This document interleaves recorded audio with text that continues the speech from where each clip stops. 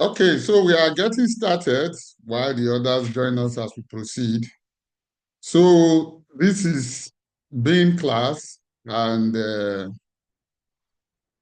for continual refreshing, being is the context where we live our lives. But largely, most times we are not aware of this context. Being is, I mean, I don't know how many of us are familiar with this David Foster story, What is Water? So there is a lot on what is water. If you go to YouTube, I think who gave these speeches they give in the US. So the whole concept is that the fish, two fishes are swimming in opposite direction, and one is asking the other one, look, isn't this water good, or forgotten the kind of question. So the other one said, what is water? We are the one, we from the external, we are the one that is calling the water water. But that is the context in which they live. And they just don't know anything. They just know that they were created by God and this is how they exist inside water. They don't know. We are the one calling it water. It's not, but they are not the one calling it water. So we are calling it water, but the fish doesn't know it's called water. They don't even know the characteristics, the identity that gives them that capacity to swim, or the makeup that gives them this kind of life. Now, all human beings are like that. We don't know, just like the fish asking, what is water? We don't even know the context from where we are living our lives. Now, it's thought a dive on being is an attempt to understand the context. Now, think about the fish. It could be really difficult. You have lived all your life in this water, but you have become identified with it, but you are not aware that what gives you your very existence is this water. If the water were not there, you will likely die. Now, being is like that. Being is like that. So the water, our being gives us all the experience of life we have, all the experience of life that we blame on people, the excitement, the joy, the sorrows, they emanate from who we are. They don't emanate from the external. All the experience of the fish it has everything to do with the water. And if you take out the water, the fish is dead anyway, so that it wouldn't experience anything. So being a class on being is an attempt to become familiar with this environment. Now, human being means human way of expressing, or no, human way of experiencing life. So the dogs, animal kingdom, they have their own being. Trees have their own being. I said sometimes in August, quoting the Economics of London, how trees, biologists botanists did a study, and when you cut a tree, after 10, 11 years, one day you begin to see leaves come out. And it has been discovered that trees talk to one another. They have their own kingdom. And they start supplying nutrients. When I read that article about 10 years ago from the Economics of London, trees start supplying one another, helping one another to recover from the injury. That's the way they look at it. Now they have their own ecosystem, what they call way of being. A way of being for human beings, so many times we operate like automatic machines. So, but we don't really know the way of being that is driving the behavior. But if we can become aware of it, and we can, the intelligence of human being is such that when you become aware of it, you can begin to shape it. So there is a universal way of being, just as human beings. So we have now, we come into this earth, we are further trained, programmed into the world we are living in now. Now, as human beings, we could have been taught something else. What our current limitations was passed on to us, we were taught. Our current opportunities, we were taught. The article we'll be looking at this morning, a lion goes after a herd of sheep and finds out that among the herd of sheep, there's a lion running like a sheep. He says, "You are not a sheep." The lion said, "I'm a sheep." He said, "Come, let's go to the river." So they go to the river. He said, "Look at yourself." Wow. The sheep is looking. I don't look like all the animals I've been running with. He looks at the animals that the lion that they run from. I am like this guy. So that is awareness. So many times, a lot of things have been chasing us in life. The reason they chase us, we don't know who we are. We are not aware. So we have grown up into a program, and that program unconsciously uses us. To quote Tracy Goss, we don't use it. It uses us. That's the sad part of it. So we just become robots. But as we begin to practice awareness, like the sheep who found out that, look, oh, this thing I've been running for, it's actually me. I've been running from a power that I have. But I grew up among sheep. I don't know if I've circulated one article yet. I think I circulated it sometimes last year. Eagle fly. An eagle that was giving birth to and fell among chickens because of a hurricane wind, and grew up with the chicken and started behaving like the chicken, eating what they eat, thinking what they think, until the eagle was shown, you are not a chicken, you are an eagle. And the day the eagle found out that it is not a chicken, that day it soared. All right, that's by way of introduction to what we are going to look at today again, an awareness of being. So, like we normally do, it's not a teaching class. Sometimes I give introduction, sometimes I don't. I want to hear from maybe one or two persons, any area of life where they were able to practice being, or way of being, or awareness of being. Let me put it that way. We are always being. We cannot but be being. It's not impossible. You are going to always be somebody. You will always come into a situation from a context. But you are not aware that you are coming from a context. You are not aware that this context is what is making you see life differently.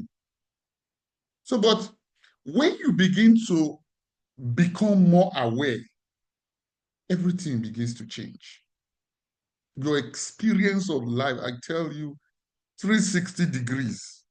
So we'll be running these weekly breakfast meetings since January, and we hope to terminate by the 31st of December. So I just want to hear from anybody who has any practice or remembrance that helped them in the last 1, 2, whatever. Something that your awareness of what we have been learning in this class helped you to do better or change your context and change the position from where you are coming. The floor is open.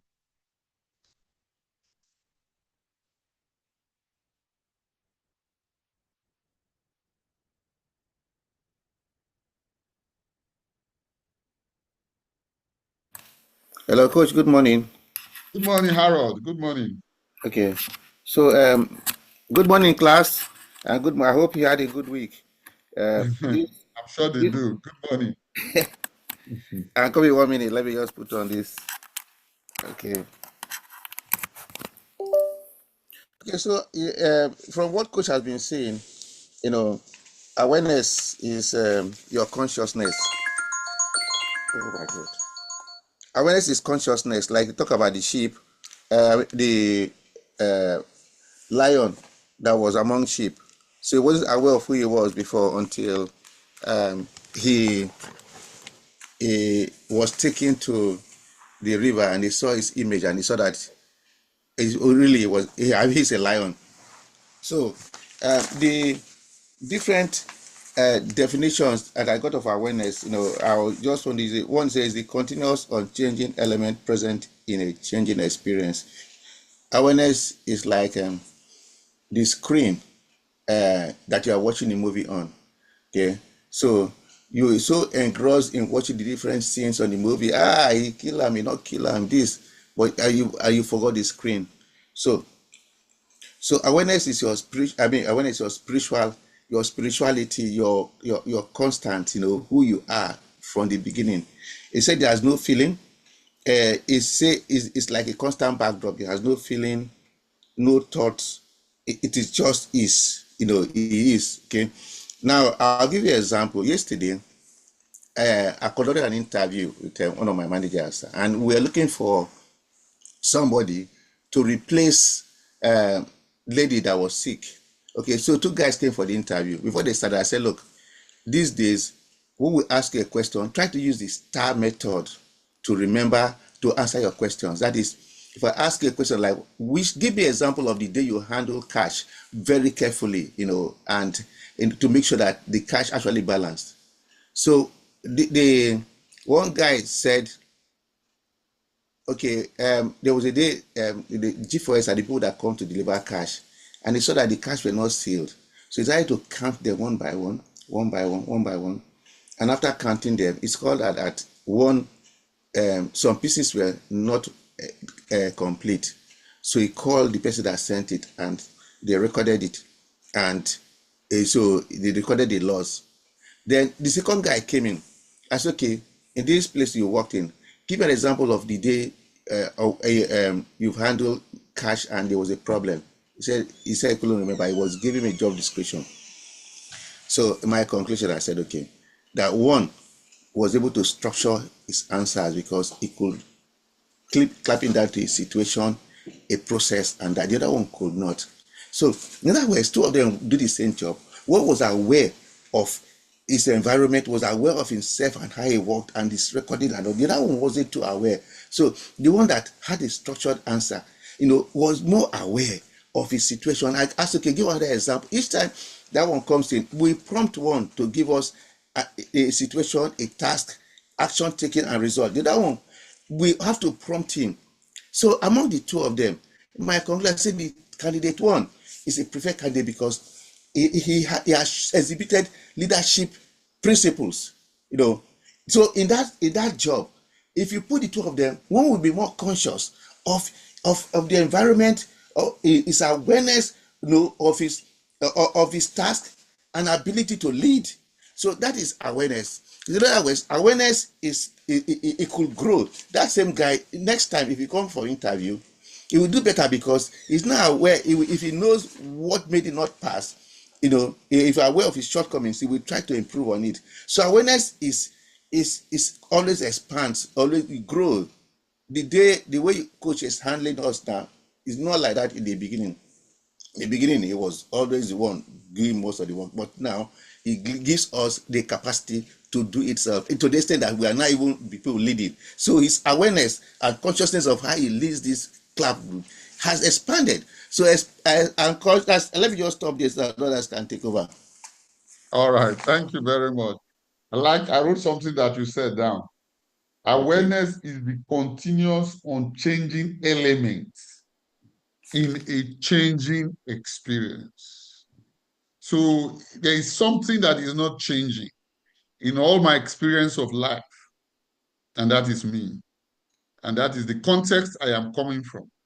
So I'm going like this. The day is going like in the morning, I started happily. By noon, No, there is one thing that was not changing, and that's who I was being. And when I become conscious of who I was being, I can make an alteration in that continuous changing experience. All right, I don't want to talk too much. Who has something to share? So the floor is open. I want more people to come up.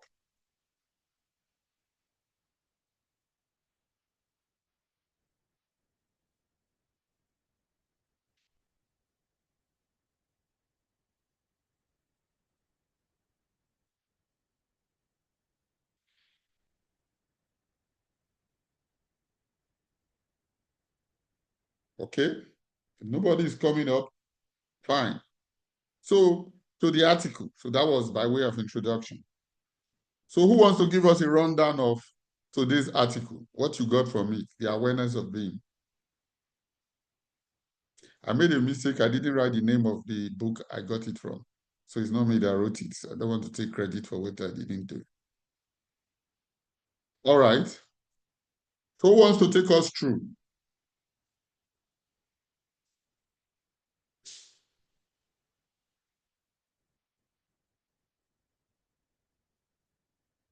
It's a class of professors, so professors of being.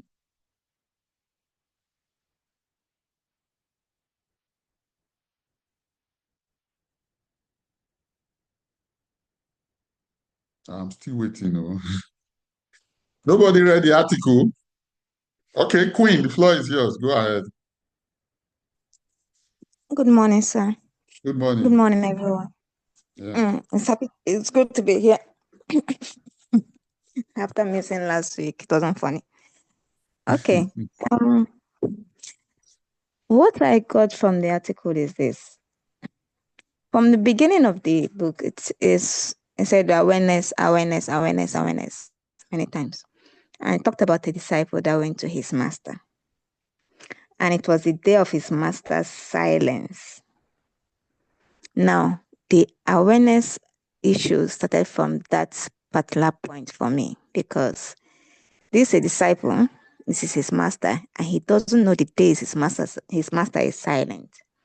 He went to ask his master a question, who wants something that can make his life better, and the master wrote down awareness and gave it to him. He now asked the master to explain, forgetting that that was his day of silence.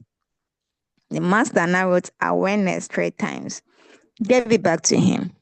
He said he doesn't understand, he needs it to be more explained further. The master took it back and wrote awareness another 3 times, meaning that, aren't you aware today's my silence day?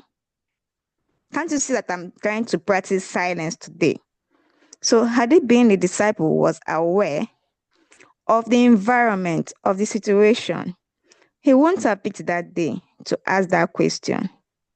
So he was lacking, he had a really serious issue of lack of awareness. So that was the point where I said, and that actually made me laugh, before we now got to the part of the lion who thought he was a sheep.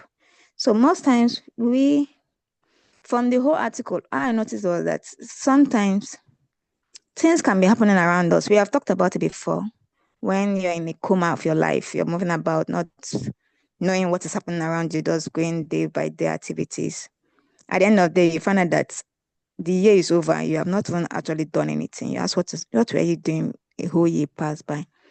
It's because sometimes we are not aware that things are actually happening around us.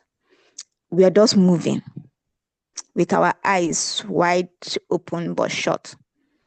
So I believe awareness is when you pay attention to tiny little details. The way people talk, the way they smile, the way what they're doing, what you yourself you're doing, how you're feeling. Because sometimes when you're angry, you might not even know you're angry. You just keep on dashing everybody the anger. But when you're aware that you're angry, and I found myself doing that most of the time, when I have a feeling, an emotion, I ask myself, okay, why am I feeling this way? Before the class, I was not someone that did practice that. But now, since the class, I began to notice that, okay, why am I angry by the way? What caused this anger? Where is it coming from? We are able to trace it down. So, okay, now you don't get to distribute the anger or do transfer of aggression to anybody, because you know the source. You know where it's coming from. So you can nip it at the butt. But when you don't know, you begin to feel that everybody's making you angry, not knowing that your anger is just from one tiny little bit of thing that happened. Maybe in your dream, you dreamt about something bad. In your head, it is reality. You carry it into your real life and begin to dash everybody the anger. So that's when awareness is all about being conscious of everyday activity, of your activities, of your feelings, of everything about you and people around you. That's my own take on it. Thank you. Right. Okay, Queen, let me just ask a question on what you have said. So you get into your day and you are angry. And you said, I begin to ask myself from what you have learned in the class on being, why am I angry? What is causing this anger? Where do you probe when you are asking that question? So why am I angry? What is causing this anger? You get into a department where you are hurting, and anger wants to run the day. No, what are you probing in this? Why am I angry? Where do you go to probe inside you? To probe my anger, I begin to first of all I probe actions that have happened before, and then I began to probe why it angered me. Okay, how that action got me angry and why I reacted why I'm reacting the way I'm reacting by being angry. So when I now begin to analyze all that and I'll break it down, find out, okay, there's no need for this, or yes, this is justified, but I don't need to carry it further. Then I now know what else to do. Okay. Who else has something to add from our study, from what we've been learning on being? So you've opened your day, you've entered the office, or you've gotten home, and you are just angry. But you want to check, who am I being? So in asking yourself, who am I being, or what is causing this anger, which aspect of you are you trying to probe, to get more insights into what is causing this anger? Because that's the subject of awareness. So where are you going to likely probe? Floor is open.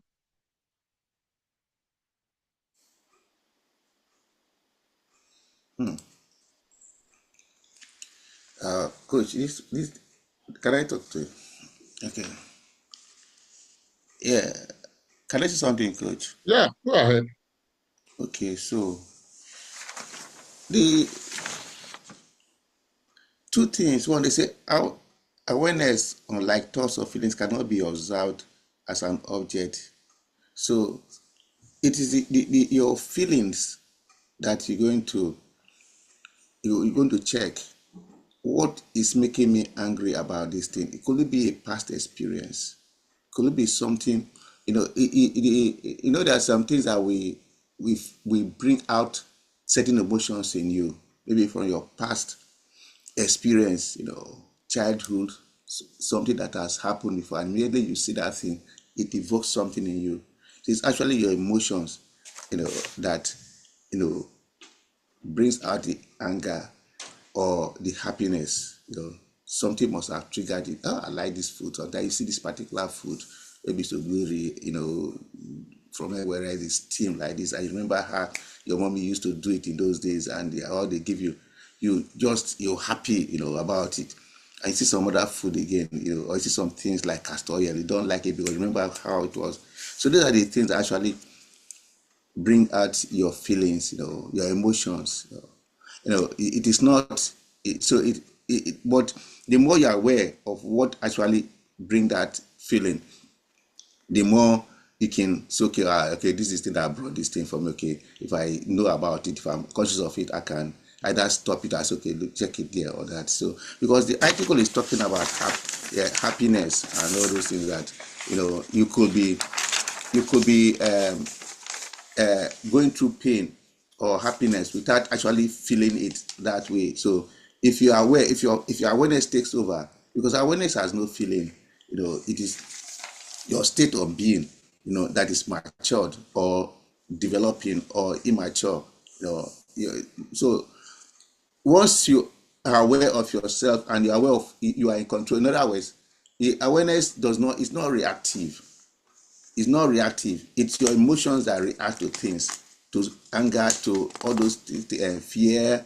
All those are human feelings made. Okay, you have identified that you are angry and you want to, as somebody who is learning to practice self-awareness, which is very key in leadership, you are trying to identify where this anger, your day has just started, and this could just mean loss of productivity.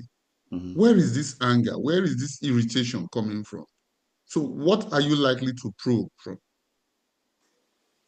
Yeah, okay. So I will look at, find out the root cause of that anger. What is happening that is making me angry? First of all, so that I will find a way of controlling it. It could be that this person, he is always irritating me because he used to say it is not respectful or something. The way he talks, because we all have our The background. person is always irritating you. Yeah, because of the way. Okay, then you drill further and you say he is not respecting you. Exactly. Then you drill further. You need to look at what being does. Produces freedom without anybody telling you sorry. So you drill further. Why? What is my definition of respect? Yeah, go back to your childhood training. Your childhood. Your childhood dream might be part of it. No, But let's say your training, how you your respect. training. Yeah, your training. For example, if you, What do you what call? are the It's things? you that call something respect. Yeah, because of the way you brought up. For example, when we came to UK, I remember, before we came, when we go to primary, sorry, if our children, my son, if he sees the head teacher, they say, where he bend down, and if he's late, they will give him some stroke. So the next day they'll be rushing, daddy, daddy, daddy, let's go to school. I want to be late. You come in here, nobody, the way they treat you is different. So you forget that discipline. So those of us that discipline, you trade to the board because nobody disciplines. You can ask any question, you can do anything like that. Nobody will punish. They say child abuse. So that person grows up with a different perception about how to respect and all those things. Okay. Yeah, it's different. So now, so for us who has grown up with the fact that, look, you must respect your seniors, you dobale, you butu, anything. When you see somebody junior coming and talking to you, the way somebody that grew up in Africa wouldn't talk to you, you have that feeling. So it's left for you to control it and say, look, this is a different environment, this is a different culture, and this is how you treat everybody. So your awareness of it will actually help you to control how you react and how you deal with people in this different environment. But one thing is certain, that your first reaction will be as a result of your childhood upbringing. That's why personality is formed within the first 5 years. So it's very important, that the child get good exposure. So you are examining the current situation now at hand. Yeah. You are examining it. Remember being in one of the classes we've had, being the cause of every experience of life you have.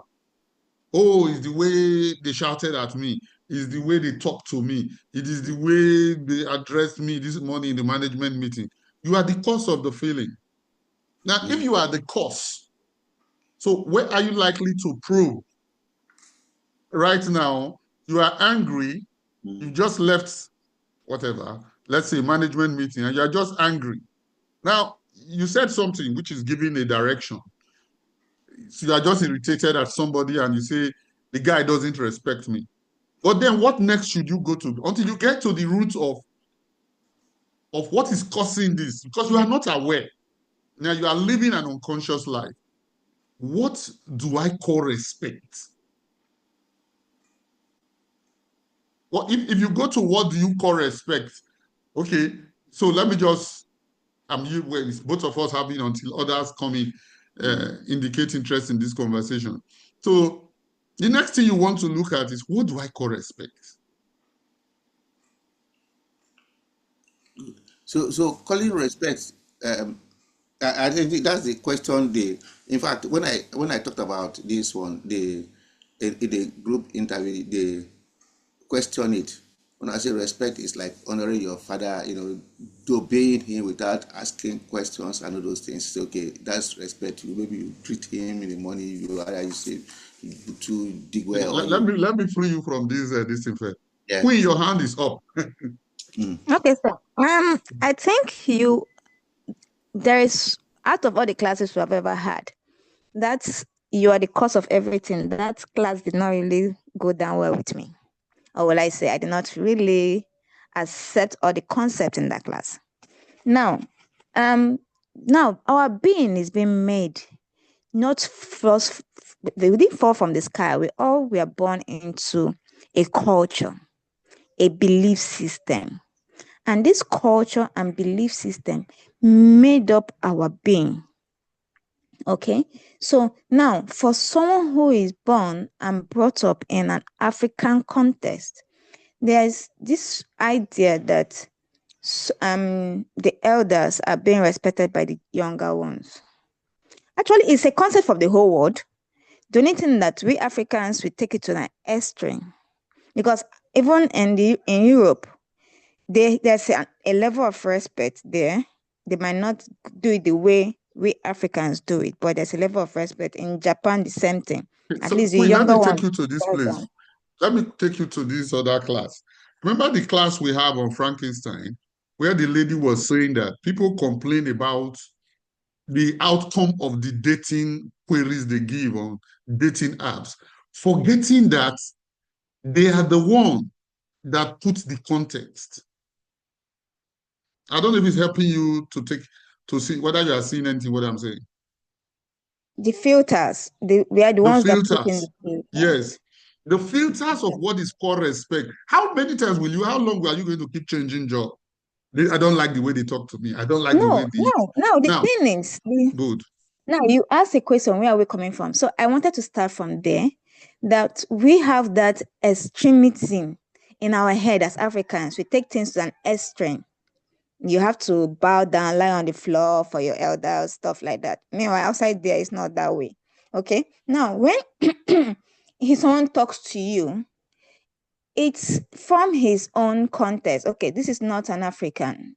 They don't, in African, we don't talk to our elder, but this is not an African. So he doesn't know that. Okay. If you put it from that perspective, he doesn't know. He's talking from where he's coming from. Okay. And I, who's an African, okay, in Africa, we don't talk like this, but I'm understanding that he's coming from somewhere else. That anger will not be extreme. Okay, but the anger becomes extreme when you know, okay, you and I, we are from the same place. You know, you're not supposed to talk to me that way, and you went ahead to talk. That's when the anger gets extreme. But when there's something about, I've also learned from being class about understanding and having a place of where our boundary stops is where our right stops, is where other person's right starts. So if I know that this person is not from here, so the way he speaks to me is not the way, is not, he's speaking from what he knows, from his own knowledge, from his own being. Okay, the anger will not really, it might come as a pinch, but wouldn't last long. Unlike Okay, when it comes from someone that you share the same context with, that is where the anger can become extreme. I don't know who. I don't know Okay, that who can wants mean to it's step in? anything. Who wants to step in and join in this conversation? I don't know whether what I actually. No. What you said is helping, but so now you took us. You were able to get me to filters. So the filters are causing the experience of life that we have. So I've just gone to the office now, and I'm saying that my poor productivity is because of the way the MD talked to me. Now, where should I go to? Go wait for the MD to apologize, wait for the MD to change the way he talks to me. Now, I always say something in being a victim and being an owner.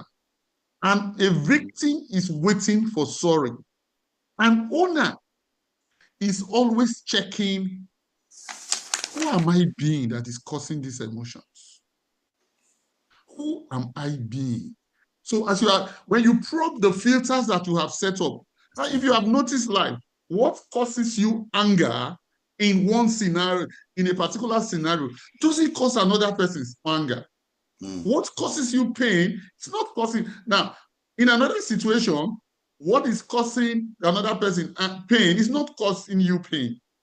Now, because of the filters that make up our personality, the first place to go is from what filters am I experiencing this? So when you say, who am I being that my day is going south? Who am I being that what Harold has said is making me this angry? And when you ask that question, you are now digging in. What are the filters that have brought me to this place? When you said respect, Queen, I said, okay, what constitutes respect? What is respect for you? What is disrespect for you? It's a filter in your being. Okay.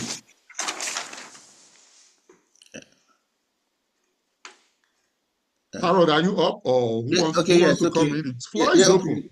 Okay, so we're trying to be aware more, practice more of awareness. Because when I was looking at this being identification, so one of the things they said is that sorry, so that we don't, I don't want to expand it too much. On this particular one, Harriet is raising her hand. So let me admit Harriet first. Okay, Harriet, go on. Good morning, sir. Good morning, everybody. I want to talk on something about awareness. You understand? Before we go into all these other questions you are asking, I wanted to say something, to draw an example from the prodigal son's experience. The prodigal son, looking at his emotions and the things he was looking around his father's house, he wanted a share of, the inheritance, his inheritance before time. And he collected it, he insisted on collecting and went away into another country. But he found that he was suffering. All of these things, while he was suffering and feeding with the swine, he was not aware of who he was. So they said, and when he came to himself, that is the awareness. When he came to himself, he removed himself from the emotions of the suffering that he was now suffering and processed the thoughts to say, what exactly am I doing here? So I think he rebooted his system, the filters. He changed the filters that we are talking about to bring him to the reality of his life. And that made him to go back. So that's one good example that I will point out when we are talking about awareness. We need to step out of our emotions. He was suffering, but he stepped out for a moment and thought about himself and said, no, I shouldn't be this. So he was able to get back his true being, by retracing himself back. So choices is what throws us into wherever we find ourselves, that is not making us to excel in our true being in life. So we need to come out of the emotions. We need to step out. We need to reset our filters. You understand? Like what we talked about, the dating site that you reminded us, is what they programmed that was bringing, you understand, that was bringing the kind of selection of spouse that was coming their way. So if they reprogram it and they remove the filters, then they will get more people who will show up. You understand? Who will show up to them.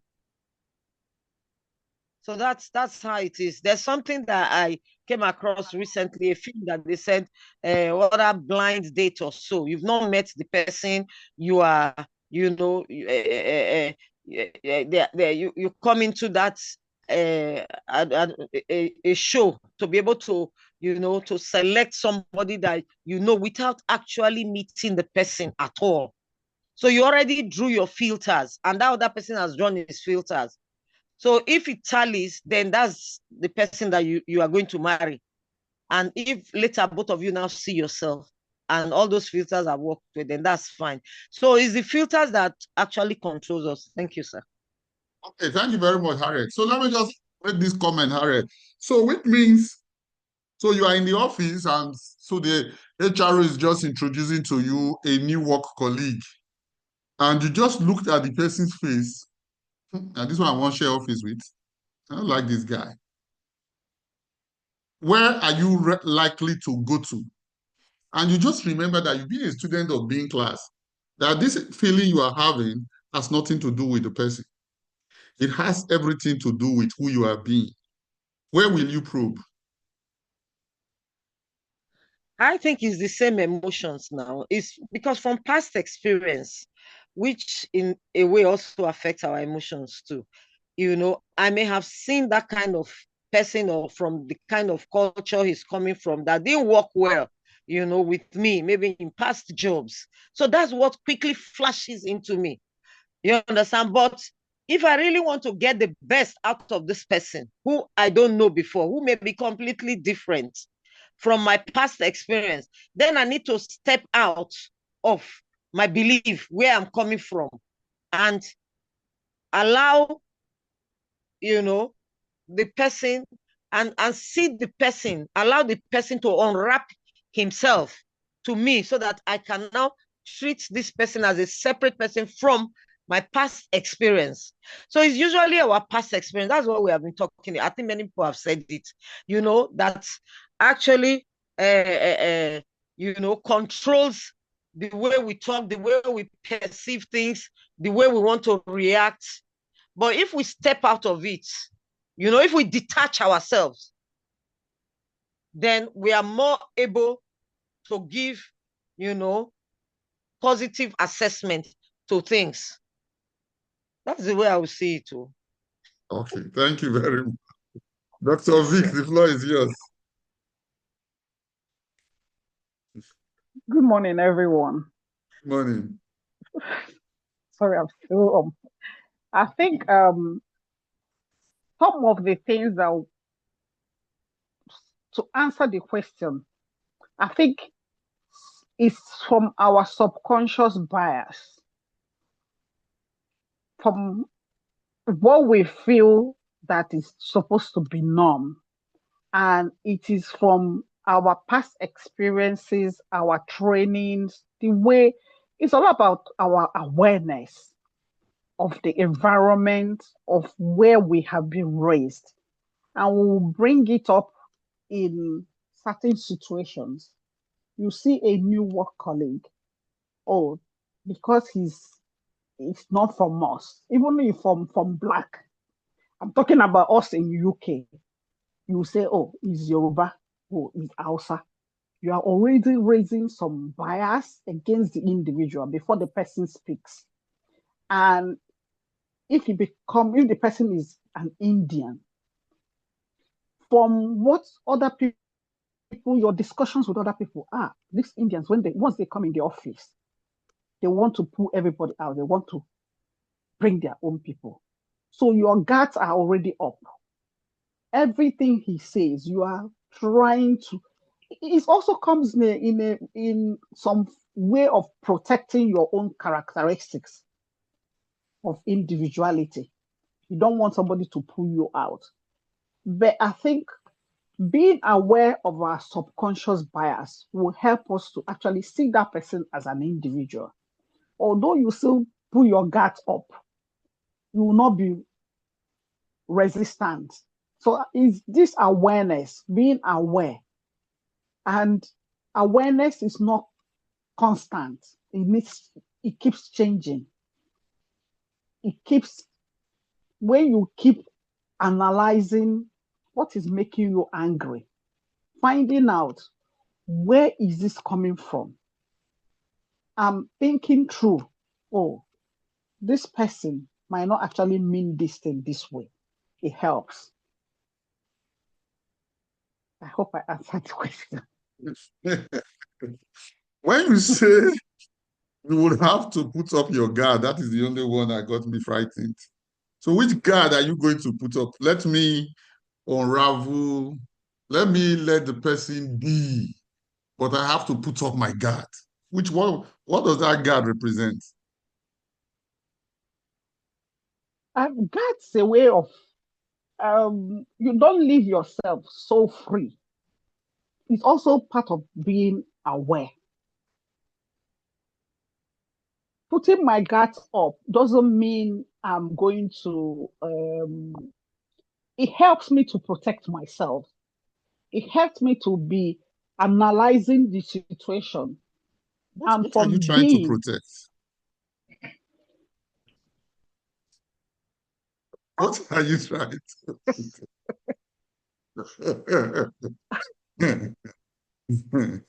Yeah.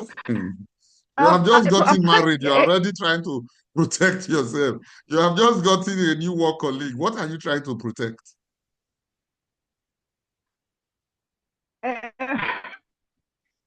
trying to protect myself What is that yourself that you want to means protect? Who is that yourself that you want to protect? I am an individual. I have my own likes and dislikes. Like I'm newly married in a new environment. I don't come so complacent. I need to be aware. It's not every shit I will take, and I won't. Which are the Sorry for. what is the which shit will you not take? Give a hypothetical example of a shit you will not take. Um, I come in and I have my brother-in-law. I just watched that movie. My brother or my sister-in-law is cook. She eats and leaves it on the table for me to come and take the plates. I will do it the first day, thinking, oh, maybe she was talking and got carried away. And over time, I noticed that is her, is her own way of, you know, telling me that, oh, you are a wife, you are our servant. Maybe I do it one or two times. I have to call her attention because I cannot keep on doing it. If I keep doing it every day to make peace reign, at the end of the day, I will hurt Can you myself. see a problem that you have just caused there? So your new sister-in-law goes to the kitchen, cooks, and leave the dishes unwashed. You say did that call you a servant? No, because she made it that I will be washing it. Anytime I will wash it, No, I no, will keep. no, no, no. You see, in being, we want to see things for what they are. One of the was last week we used the article, but for your model of reality, there is nothing wrong with you. You came with that model of reality that if your sister-in-law eats and doesn't wash the dishes, it means she's calling you a servant.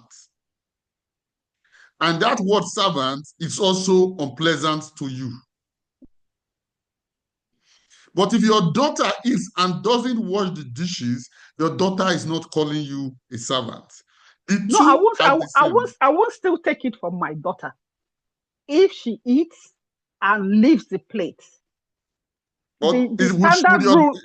is the meaning that your daughter does is the meaning you extracted from both actions that you are a servant? Yes, because the rule is that if you don't want to wash your dish, don't eat.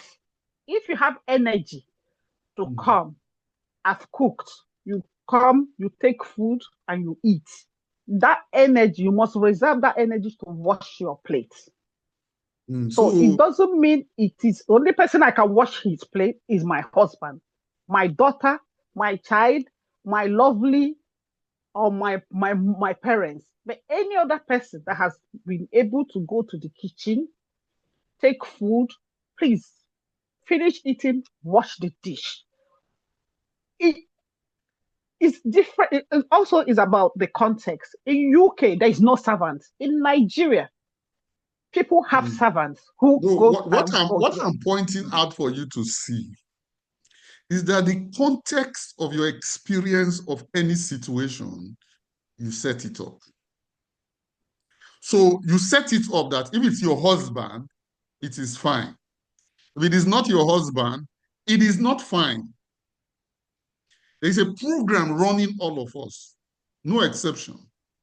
But what awareness does is take us to the root of the program running us. Because we don't want to be bystanders in our own life.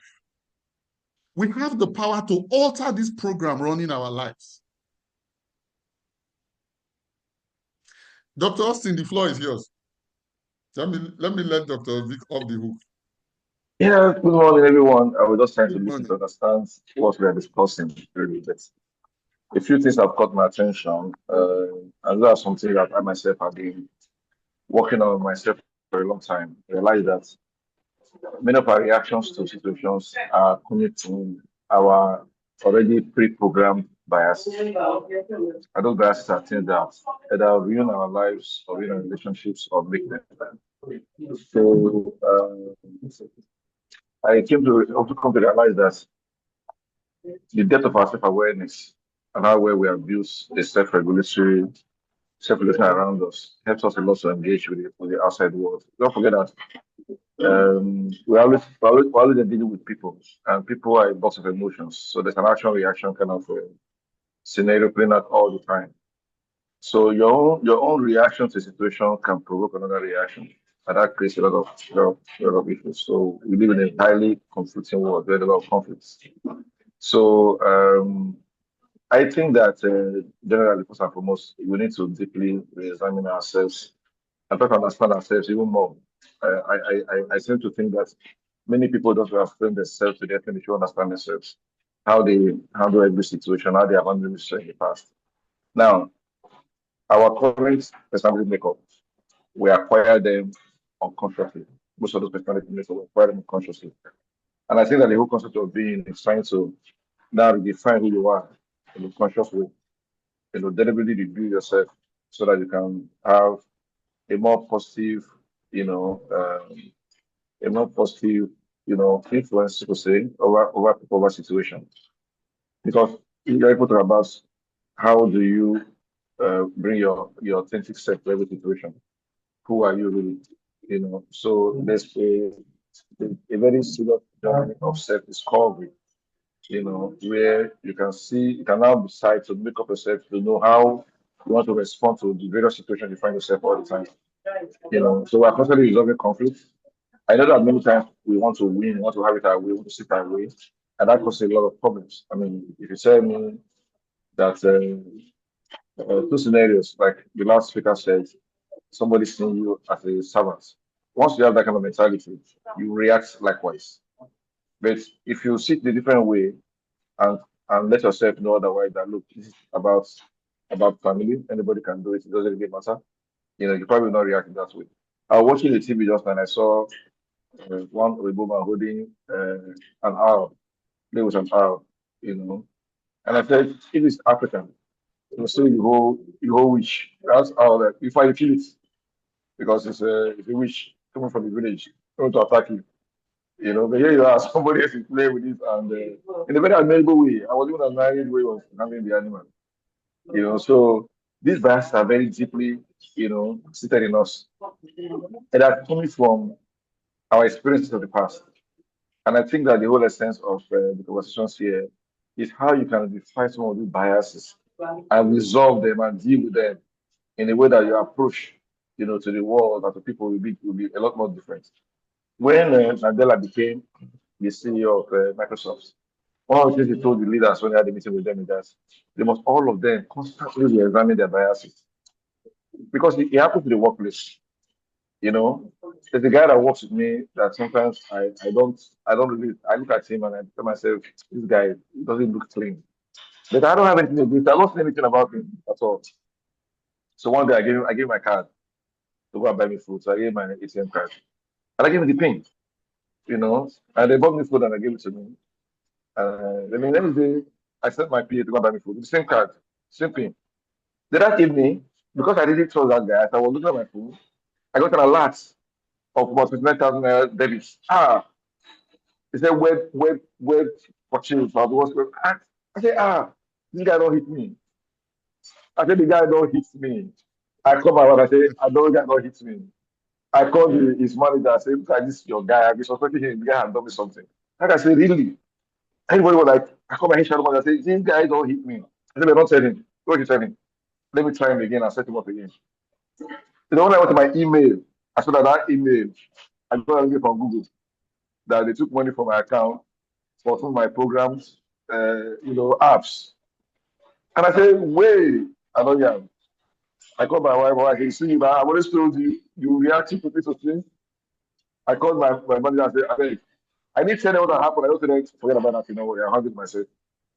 So and it now reminded me again that what's what's taking that reaction, which was just immediate. The bias I only had about the guy, without any foundation, without any basis. So we all carry significant biases in all of us that have no basis, that are told us by people. People just plant those things in us, and we didn't rationalize before we accepted it. It is time to rewind those things and take them out completely, so that you can become a new person and you can find your authentic self. Because from time that wasn't how God created you. That's not who you are. It's who you have become based on your experience as you move around the world. So we're in a journey of self-discovery, trying to find that authentic person that we are, and then want to handle things the way it is. In the same light, when I see people do things sometimes, I tell myself maybe that's who they are. That's how they are. So I accept them while trying to navigate how I can maybe influence them otherwise. I have a friend, every business I've done with him, he has cheated me. One of the Korokoro, he doesn't even every business. He will not be transparent. We bought something for my brother saying he will use his company to do the protection. He will not tell me how much he posted, how much he paid for. He doesn't want a big part, 60 million. And they tell us what he's paying now, he will just keep quiet. One time I used to quarrel with him a lot. And I realized that he done it 1, 2, 3. I think this is who he is. This is who he has become. So I have to accept it that way. And I don't get offended by what he doesn't know. So I just kept telling him, Omo, this thing you are doing, some people will not take it the way you think you take it. But for me, I've resolved it. I'm at peace with him. He's my friend, and I play with him, but I know that there are some things I cannot do with him because of who I've understood him to be, because he has been consistent with that behavior. So I think that's the question of how how how far we are going with our internal intelligence journey, how well we have used one and two, self-awareness and self-regulation, to discover ourselves, to take a deep dive, so that in that case, that's what delivers authenticity. And they will be self-motivation. Who am I? What motivates me? What do I react to? How do I react to things? On my previous reaction, how do I receive them? So you form a whole new set that is more able to engage with people and get people to do things for you, you know, in a persuasive manner. Than when you create a lot of reactions from your own action that now become so much resistance around you that the things you want to get done, you're not able to do them, because most of the time we struggle to make people do things for us because we have already planted some kind of emotional kind of barriers in them, against us.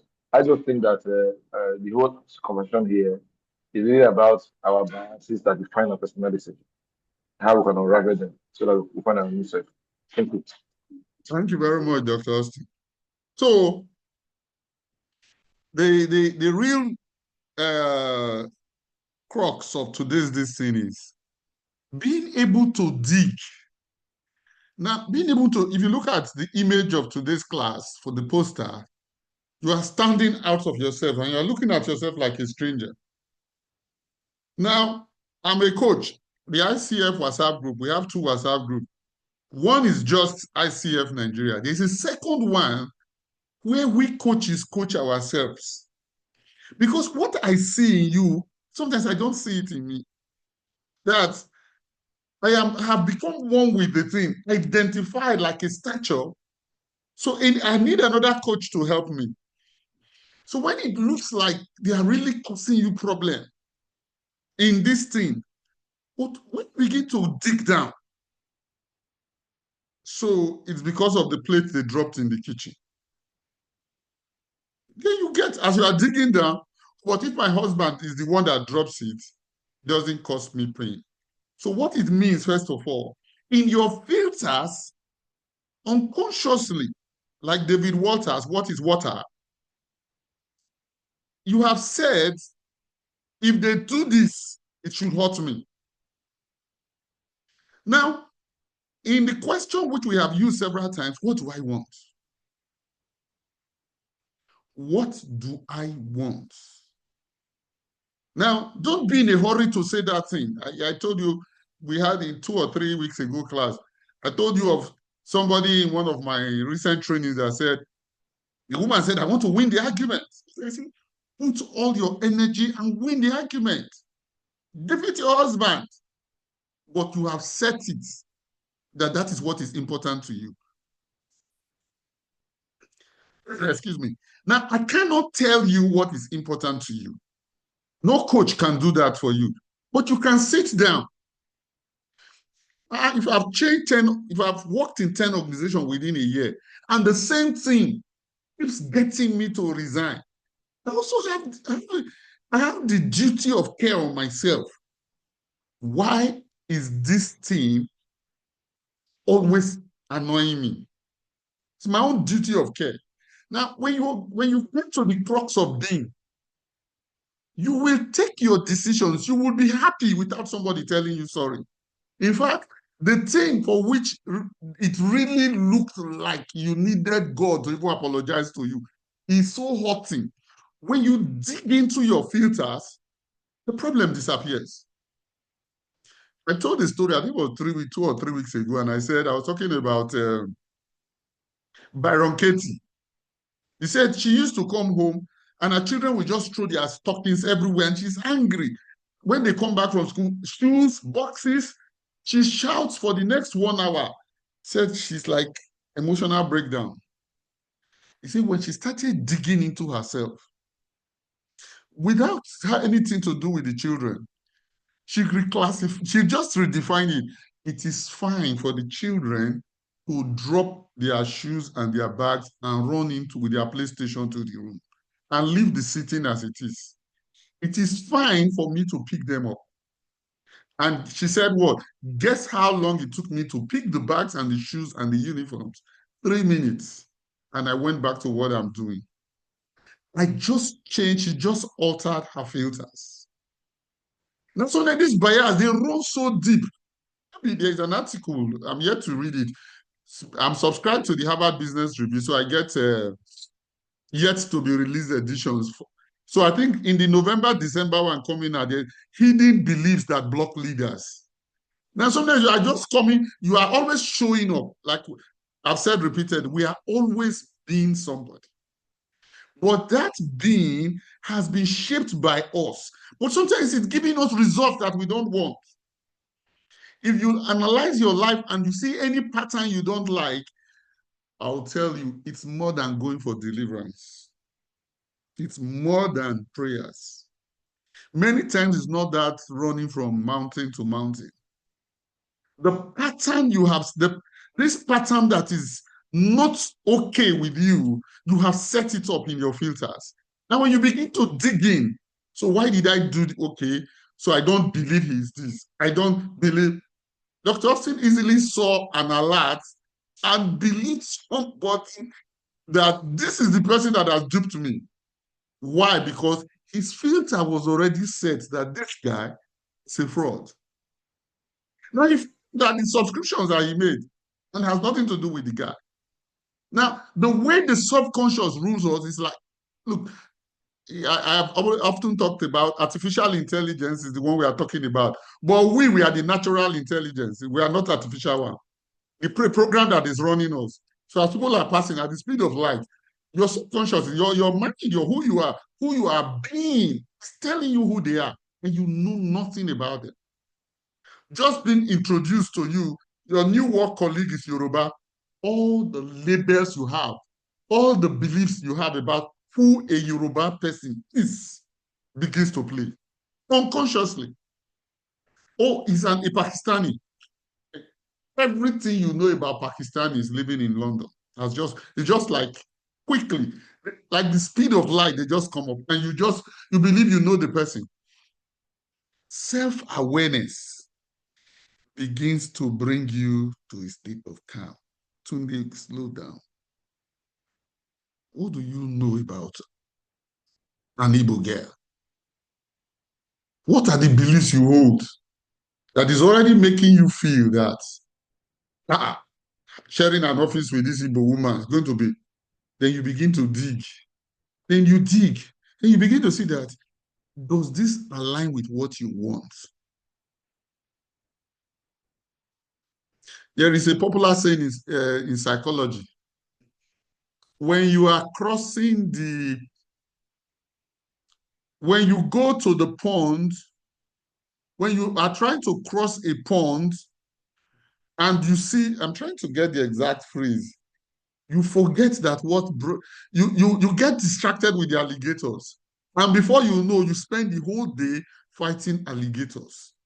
If you after this class, just Google the alligator quote. You forgot that it's not alligators that brought you to the pond. Now your programming takes over your life and you forget the purpose. But if you redesign backwards, when, I don't know who it was, I don't know whether it was Dr. V, he says, you raise your guard to protect yourself. No, you will get to a place in being, it is not even possible to offend you. Because the only way offense can come, it violated a rule you break. Now, a rule you set up inside you, a belief. Now, that belief is changeable. It's the highest form of coaching. Now, it's deep. What all these things are, these are surface conversations. But what the bottom line is this in being, every conflict in you can be resolved by you. Every conflict in you with anybody, it can be resolved. How will you resolve it? What do I want? There's no, this is what to do. No. Like I've said, I want to stay in this organization, but I don't like X, Y, and Z. Why don't I like them? So I look at the filter. It can spend a week, can be a day, it can be hours. Go through all the filters why I don't like them. Now, I'm the one who built this filter. I delete it. I'm the one who put this filter. I delete it. Okay? The other way is I want to hate them and leave the organization. You are right. That's coaching for you. But that is what you want. But self-awareness will give you what you want. Being aware of all the drivers. The unexamined life, Socrates, is not worth living. You have not, when you don't examine the context you are coming from, that life is not worth living. But when you have examined it, hate can turn to love in the twinkle of an eye. Love can turn to hate in the twinkling of an eye. Now examine it from your authentic self, what you want. We all want different things. Take away the filters, pull them down, reconstruct who is looking at. When you read about the Nigerian economy, things are going bad. No, it is who is looking at the economy. There is no objectivity in the economy. Who is looking? And the filters with which you are looking at the economy. When you say a company is a bad company, who is looking at the company? It's not, there is no objective reality about any company. Who is looking at it and what do you want? What are the filters driving you? When you examine the filters, suddenly, the same place of work that you didn't like, there's a romance between two of you. All the power is always in you. 819. Who has any part of that article that you want us to touch on? I posted some AI-generated questions. Okay, Queen, the floor is yours. So I just want to ask a question. Just one question. Go ahead. Please, I would like to know where pattern playing comes, where patterns come to play in this, because you said you should pull down all filters, okay? But now you have pulled down every filter, not one is standing.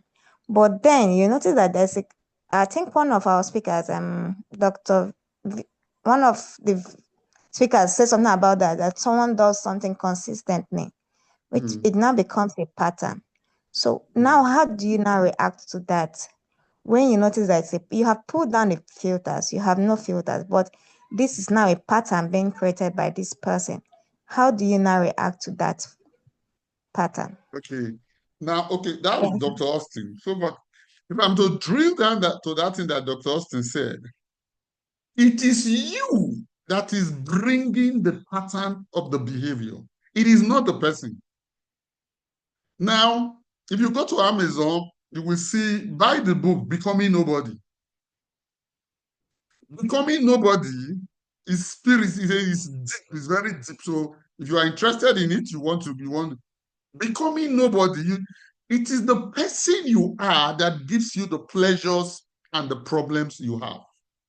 That defines what pleasure is to you and what hurt or pain is to you. When I was asking Dr. Vic that, what guard are you raising? Now you are raising a guard. The guard is, if you hit me, Ita shall that come and no further. You can't go beyond here. Who set that boundary?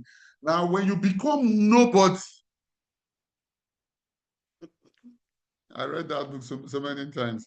This one is not the surface conversation. There is no guard. So you are trying to see the people for who they are. Now it's really, okay, the floor is yours. Let me allow you in. Okay. Yes, sir. Yes, sir. Good morning, teammates. So I just want to kind of take a jab at the question Queen raised, because I mean, it's sort of like a reality. I believe we're dealing with awareness, and I believe that awareness is not for us to kind of uh, turn a blind eye to the things that are actually going on around us, but to be conscious of those things, be present, and then also to find out how we want that activity to affect or impact us, and then find a better way to make sure that we're dealing with it not from our past experiences, but dealing with it for what it is. I believe that's what awareness should be about. Okay, so if I see that there's a pattern of behavior, I'm the one to define how I want that pattern to affect me based off of what I want out of the situation.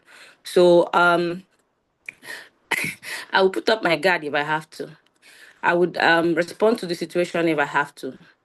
Oh, I'll fight if I have to, depending on what I want, the outcome of the result from that environment or whatever that's going on. So that's what I want to just throw a jab at, sir. Over. Okay. Now, okay, good. I like that input too. So there is nothing wrong in you really putting up a guard. But what is wrong is that you are not aware that you are the one that put up the guard. There is nothing wrong in you putting up the guard. When Queen said, you have removed all filters. If you remove filters, you will just be, there is a quote by William Blake. If the doors of perception were cleansed, we would see the world as it is, infinite. The doors of perception is not cleansed for any human being. I'll tell you that. There's no human being. Now, but what awareness takes you to, owner victim. The victim believes that this thing is being done to me by Harold is doing this to me. The organization is doing this to me. This one is doing. No. I set up a guard that is being violated. Now, I have a right to set up that guard. Now, but when I go drill down to what do I really want? Is this guard helping me? I want to get into Aso Rock. Now, then I'm going to meet a consultant who is into helping people get into Aso Rock. Then he tells me what it takes for me to get into Aso Rock. Then I see 10 of the things he told me violate who I am being. It's not Aso Rock that has the problem. It's who I am being. Now, there's also nothing wrong in who I am being. So, but in who I am being, I'm going to take a decision. How much do I want to get into Aso Rock? I really want it. I can do away with 1, 2, 3, 4. I can't do away with 5, 6, 7. So I'm not getting into Aso Rock. For the rest of my life, I'm going to be happy that I did not get into Aso Rock. And I am not going to be a complainer. about Asura. So you are going to, so when you have dropped all your filters, I like the writings of William Blake. I am seeing the person for who, just without judgment, without anything. You know, when I took a class some weeks ago and I said, a lot of culture in Africa that really raises our judgment, puts people under pressure. What you should have done at 25, what you should have done at 30, travel to England. These things are not there. When you begin to deconstruct yourself, not everything we do in Africa is wrong, or not everything, not all of them are stopping you in what you want to achieve. This one is not stopping me. This one is stopping me. Then I'm going to, so should I drop this thing? But what does all of this do for me? It is me that is responsible. It is me. There's nobody. It's me. In my place of work, I don't like that they made a short man my work colleague. Who has problem? The short man or me? It's me. It's a short man, not a human being. It's me that said it should not be less than 2 meters tall. So who has problem is me. So either I'm going to change that filter. When Frankenstein article that we read said, no, the outcome of the dating, you are the one getting it. So if I've been getting, one thing I've noticed recently, I was talking to somebody. I was on a phone conversation with somebody in Qatar. And I saw that one of the things the person has done, he has changed a bit of the criteria before she left Nigeria for marriage. Now, she's not aware of all this, but I just saw that before you left Nigeria, you didn't. It says, no, Tunde, look, I'm going to so and so age. Now, what is she doing unconsciously? She has changed the criteria of who she's going to get married to. Now, up to this particular age, which I don't want to mention, it is, no, I don't want this year, I don't want. She says, Omo, now what do I really want? This one doesn't matter. The same thing, we have that power to do.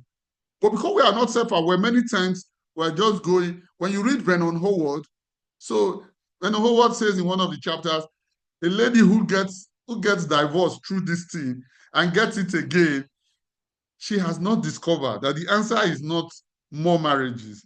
The answer is changing one of the contexts with which she's living. So if we can have this habit of looking at ourselves as a programmed AI robot and begin to see, when you went to Ikoyi Club yesterday and you left very angry, what was the program running you? Now it's practicing detachment. What was the program running you? Then you now go. So the man said this and I said it. And you said it in the presence of that lady. So in the presence, it was another extra thing I factored in. Then I begin to deconstruct. If you read this article on awareness, honor doesn't matter. Look, the things that he said are nothing. They just, there are 2 articles in my book. However you tell it, it's a story you made up. Meaningless, all meaningless. Until you gave it meaning, it had no meaning. That thing done to you. So, am I going to give this the way he smiled to me means something bad is going to happen, or it's provoking? Page 1 of that article, you had a reaction yesterday. Were you aware? Did you try to dig into what was causing the reaction? Good or bad, you had a reaction yesterday. Now, sometimes the filters are always directed. The filters that are directing us. David Waters' article, short book, What is Water? We don't even understand the medium in which we are living. And that medium is called being. What is water? 2 fishes are. A fish is asking, how is the water? And the other, what is water? They don't know what is directing their lives. But in self-awareness, there are times in recent, because of the work I do today, when I see some people, what they call prayer point, it's not a prayer point. It's not a prayer point. It is a problem of awareness and deconstructing your personality. Doesn't mean you are bad. That's one of the things I like in in the discipline of coaching. No, there is no judgment in coaching. You have a right to decide you want to leave Nigeria for the US. So I shouldn't tell you that US is better than Trinidad and Tobago. No, it's not.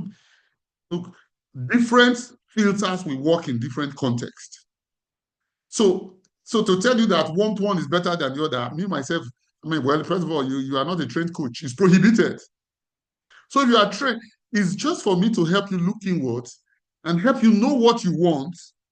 And when you know what you want and say, no, I don't want this one. But just know that I'm the one who said, I don't want this one. It was not the company. It was not the nation. It was not. All right. Okay, the floor is yours. I've not been able to read any of the comments on the chat. Go on, okay. Sorry, sir. I just wanted to, another thought came to my mind as well. Like in being aware, for instance, it's sort of like I would like to liken it to games like other table when we're playing games on the table, like for instance, Ludo, chess, what when you find yourself in an environment where you're playing chess, you cannot come and start playing Ludo, come with the rules that work in Ludo. For instance, Ludo, you're throwing dice, you have to eat back and front, there are rules like that. Then in what there's go to market, each of them. So if you come and bring in general market in Ludo, you're already like destined to fail. Whether you are aware you're playing Ludo or you're not aware of the game that is being played per time, it's not going to affect the outcome of the results you're going to get in that space. So that's an idea that came to my mind. Like, okay, we need to be aware of what is playing per time, which environment are we in, who are the key players, what do you need to do what are the rules that are applying at that time, how do you maneuver these rules? This is just what came to my mind when I was reflecting on awareness, self-awareness, environmental awareness, also awareness of people around you. Thank you, sir. Thank you very much. Okay, I agree with you in your contribution. See, there is a book, The Games That People Play. So I'm reading the book right now. Now, you need to be aware of the games that you are playing. I always say something, no filter works for you all the time. So you have to know the filters I used when I was working with Chevron may not work when I move to Shell. So know what winning means for you. Know what is the personality needed for the CEO. Know what it is. Do I have that personality? Can I build it? Now, yes, okay. I need to be, that's being, not to do now. We have not reached do. I need to be a CEO. Now, what does it mean to be a CEO? You begin to reinvent yourself as a CEO, even though you may just be a branch manager. All right, Harriet, the floor is yours.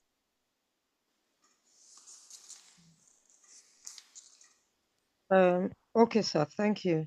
So, you asked us that what part of the article, again, do we want to draw attention to?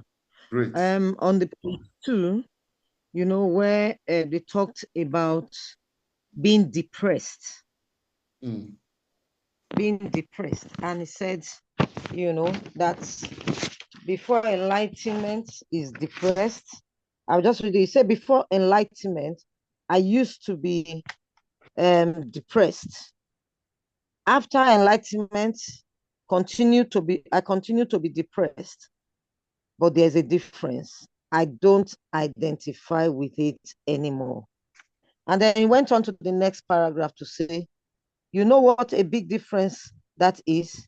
You know what it means. You say, you know what it means to step outside of yourself and look at that depression and not identify with it and not do a thing to make it go away,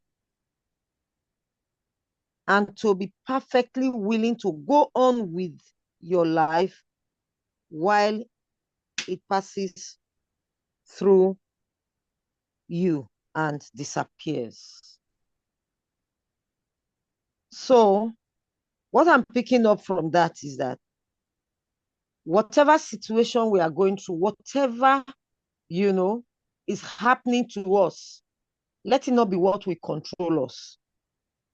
We should be, we should be man enough, we should be strong enough, we should be conscious to know that we should not be moved by what we are seeing. We should separate ourselves. That was how he was able to deal with it. And he said, don't even focus on it to say you want to work on it, because that again will take all of your time. You are focused, and it's like the crocodile thing you talked to us about. So, when that depression is there, all you are thinking of is the depression. How do I deal with it? How do I deal with it? Then the person's whole life is finished trying to move around that depression. But he says he decided to know how to step out of it and not even think of how to deal with it. And gradually, the whole thing will now pass away and disappear because he is not focusing on it. So before you know it, the thing just goes. It's just like when they pray for you, they say, don't be moved by what you see. We have prayed for your healing. You are healed. And then you are still feeling that pain. They say, but don't focus on it. Just believe you are healed. And then you remove your mind. All of a sudden, you just find out that pain is no longer there really. It's because you were not looking at the pain. Sometimes when children are in pain in the hospital, they on the television for them to distract them out of that pain. You understand? They make their environment comfortable. There's games there for them to play. And before you know it, their focus is not on that pain again. And it just wears out. So that's why I pick in that part. Other people can talk about that part, that depression and coming out of it. And only it by itself will walk away. Thank you. Thank you very much, Harriet.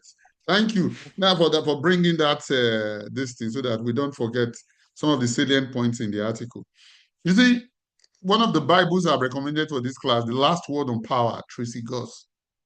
Now, she says, when you uncover who you are being, sometimes it doesn't mean that the pain of being that person goes away. So Anthony DeMillo, who wrote from where I took this book, Awareness, Power of Awareness, I was depressed before enlightenment. I still experience depression. But what is the difference? The same thing with Tracy Goss. It doesn't have power over me. So I walk in. This is the way, when you tell me an Indian is now my colleague in the office, a lot of emotions rise because it's an Indian, because of what I think about an Indian, because what I think about a Yoruba person. But now I am self-aware. And I get to, I'm not feeling different that you introduced a Yoruba or Igbo person to me. But now that program does not have power over me. I tell the Indian or the Yoruba person, let's go out for lunch. We go out for lunch. The feeling is still there. But one of the things I had an experience this week, time will not allow me to share it today. That feeling will begin to wear off. It will begin to wear off until totally it will leave you. So that's why we say start from what you want, not the construction of a being that sometimes you have no part in. Personality that was constructed primary, secondary school, that the system programmed in you. I wrote in one of the chapters of my book, however you tell it, say the way I think today, if I was born in Saudi Arabia, that's not the way I'll be thinking today. Many of us we are not aware of that. We're really not seeing it. No, the way the Russian thinks is an outcome of a program, nothing else. The reason he's different from an American is the way they were raised and fed. Now, when you realize that this is the way we Russians see the American, this is the way we Yorubas see the Igbos, you come out. Tracy Goss says what? He said you can step out of the program at will, and the program is not running you. He said if you want to use the program to your advantage, use it. But in this case, rather than the program running you, rather than the depression running you, you are running the depression. Because the depression is a program. I don't know if I'm making any contribution. Yes, so of course you are making contribution. Yeah, Thank you, Aaron. it's really very enlightening because these two things. One, the reaction to situations matter a lot, and that is where this awareness thing is coming up. So what it means is that we need to develop our awareness. We need to develop our awareness. If we understand our awareness or develop it, then we'll be able to react to, what do I call it, be in control instead of reacting to situations. So the question is, how do you ground this awareness? How do you be in control or increase your awareness? That will be the challenge, because we've seen the advantage of awareness. But one of the question I want to ask, apart from what Harriet has said, is this issue by Chuang Tzu. Chuang Tzu said, what the author choose for, when the author choose for nothing, he has his skills. When he choose for a brass buckle, he's already nervous, and he choose for a prize of gold, he goes blind. So you go to work and then you just want to be a good staff. Okay, you get your skills and everything, but it's like for nothing. That is cheating for nothing. Then if you say, okay, I want to become the manager, at least you are trying to compete. It's only one position for the manager, and everybody wants to be the manager. In that case, you are aiming for a prize. Then they said, well, it's either you go blind or you become nervous. You can't be happy. You can't be in control. Can you throw more enlightenment on that one, please? Okay. So the prize. So we came into this world, and we are the one that starts classifying these things we call metals. So, and gold looks like what? The highest. Yeah. So when it is like the highest to you, and not just the highest, you have got to do a lot. Now it brings tension. In several of our previous classes, creating yourself for that managerial job. I am a frontline teller in Zenith Bank, just 24 years. I'm attending a Bean class, how to be a CEO, not how to be appointed the CEO of Zenith Bank. Then you will miss it. How to be a CEO, just be a CEO. To be a CEO, in one class, we're all CEOs already, CEOs of our own life. I'm a CEO. I think in one of the classes was it in February. How do CEOs work? And I asked the question, what do you think would be the difference between a fresh graduate in Zenith, 24 years, has decided that he's a CEO, and the one who just come and is a front teller or is just a robot? They tell him what to do. And we started saying the difference in behaviors and what the work this thing. But when you are saying there is pain, when we remember the case story of Rogers, when Rogers was targeting a particular promotion, there was problem. When he just became Rogers, that Harvard case study said his productivity soared. In one of the response I made to, I think something Oge posted or whatever, 2-3 weeks ago, it is the title that we're fighting for that is causing the problem. I want to really learn how to shoot. So to use a rifle, so I'm practicing with the rifle, that is my being. When I now say that the target is gold, there's extra pressure that has come on me. But if I'm looking at it, is to practice with the rifle, who I am being, not the target.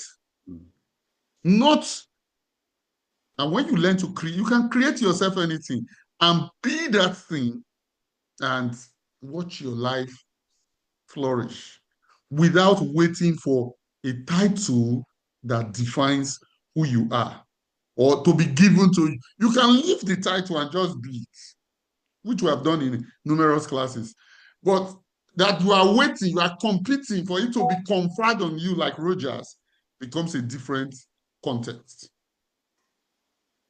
Did it make any meaning to you, Harold? Yeah, it makes sense. Well, that's it's like Nirvana. So we in this life, we don't want to be in Nirvana. We don't want to be in just that state of consciousness that we want life to be exciting and meaningful, and we have prayer points. We want to be this, we want to be that, and that is where the excitement and the action is, not just leaving it open like that to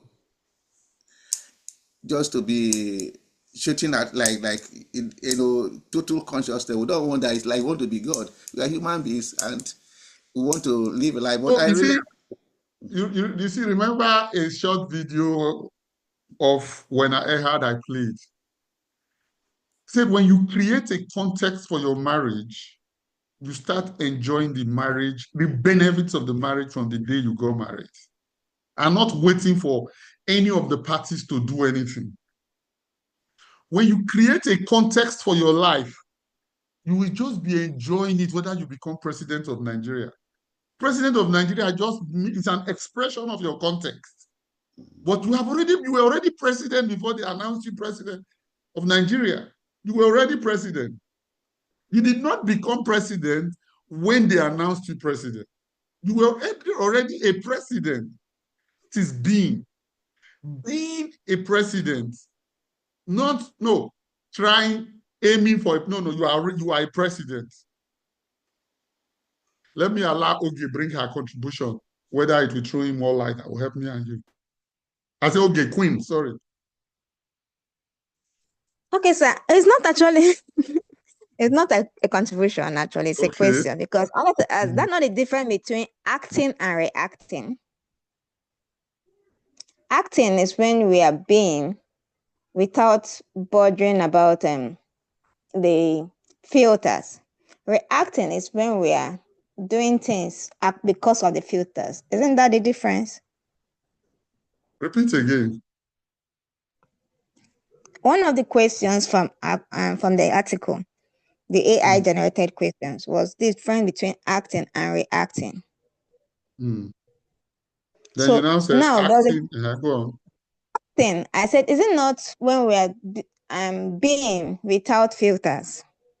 And then reacting, is it not when we are acting from the filters?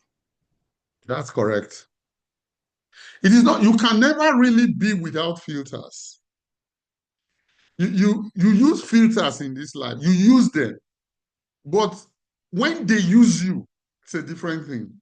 It's either the filters are using you or you are using the filters. When you are using the filters, you know that you are consciously responsible as the creator of your life. When the filters are using you, you are a victim of life. So I can do an interview and say that it's not just enough to, I want a first degree holder with a 2-1. So I've created a filter. So there is nothing wrong in that. That is what I want. Now, when I'm not aware of what I want and the system is just using me, I become a victim. Why are they defining, why do HR create an identity of somebody they want to employ? The person should have PhD in this. The person, they are looking for where to plug that person. So, but when you are a victim, you are not aware that the place from where this victimhood came, you created it. When you are an owner, you are acting, not reacting. You are acting, you are deciding the filters to use in different contexts. Now, no filter works universally. So that is why sometimes, if you travel from China to the US, it does. When I was doing international business during my MBA, one of the things they started teaching us international business, the norms acceptable in China, the norms not acceptable. So if you want to move to a foreign land, note these things, note these things. So you want to move to a non-English speaking, note these things. So when you know them, your complaints are less. You know when to use them. They are tools. But when you are a tool, That victimhood, you will suffer a lot until awareness shows you that, look, you are being a tool, not using it as a tool. 8:50. We'll stop here for today. Thank you very much.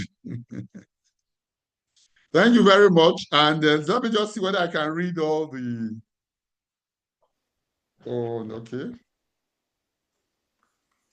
To be sure, we didn't, it arises from our subconscious bias. Okay, from our Dr. Vic. Okay. I don't believe the term awareness has anything to do with the past tense. It has to do with being present, shaking off the biases and figuring out reality, being objective and acting from a point of truth and facts. Yeah, I like the part A there. Awareness is being present. Now, when you say being objective, it brings another thing that we don't want to go into today. Exactly. Thanks, Dr. Victoria. If your mother-in-law does say, will you wash? I don't know. We'll pass. Yes, yes, or I will assign one of my children to clean up. All right. Sure, we learned a lot today. Any comment, contribution before we shut down? Thank you so much for making today's class. Thank you very much. Thank you, Coach. We didn't see Jane's voice today. Jane, I'm here. I'm here. She's fasting. And you didn't talk. I said, let me keep quiet today and listen. She's fasting from please. Yeah, that is where the learning is. Yeah. Coach said the learning is in the contribution. One day I learn how to be quiet. The learning is in the speaking. You don't learn as much as when you speak, when you are quiet. If I have spoken today, I would have spoken for long. This is a topic I'm very passionate about. What do you want? Thank you.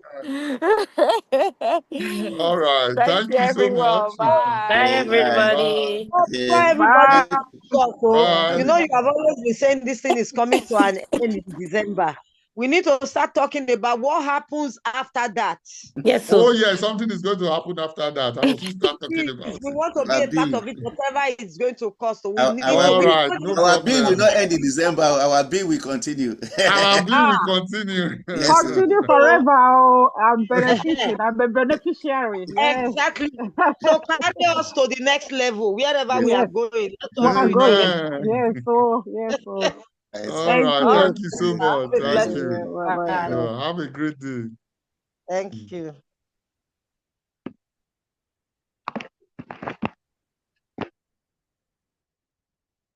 Thank you, sir. Have a wonderful day.